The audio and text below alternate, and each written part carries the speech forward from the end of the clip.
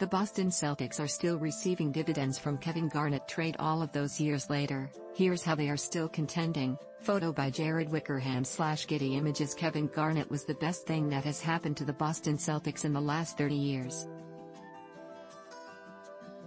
Maybe even more. He changed the season a bunch of different ways, and effect of that is still here. Let me explain how so. Before KG's arrival, Boston for a bunch of years ranged from mediocre to bad. After Larry Bird's retirement in 1992, the Boston Celtics in the 15 seasons before KG's arrival made the playoffs only 6 times, and just 2 of those times they made it out of first round. There was a lot of turmoil during those years. Players came and went, the organization was unstable, questionable decisions were made. They traded Chauncey Billups after 51 games, traded for Vin Baker and his albatross contract and Raef LaFrentz with his similarly overindulgent contract. Also Ricky Davis appeared in that span, so you can go pretty deep that route. Remember, Boston wasn't the first option for the big ticket. It was Phoenix, but the Suns didn't want to part ways with Amar'e Stoudemire. Kevin McHale, then Wolves GM, wanted to ship KG out of the conference. McHale and Danny Ainge were teammates on those legendary Boston Celtics teams of the 1980s, so that friendship was still there.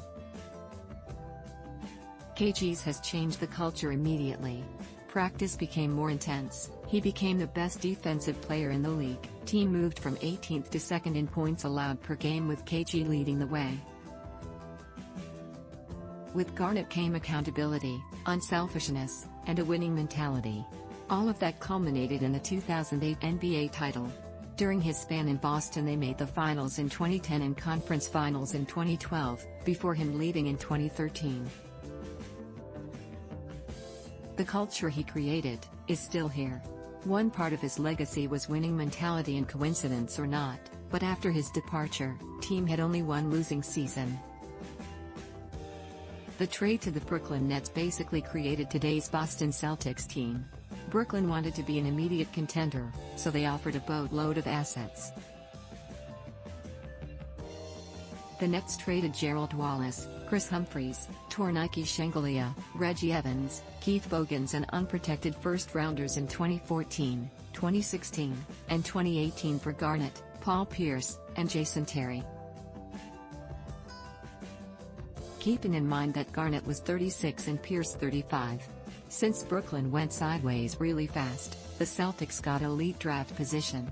That's how they've drafted Jaylen Brown in 2016 and Jayson Tatum in 2017, 2 core pieces of the team. The Boston Celtics even got trade value for their head coach. Let's not forget another thing. In the summer of 2013, Doc Rivers was still under contract with the Boston Celtics.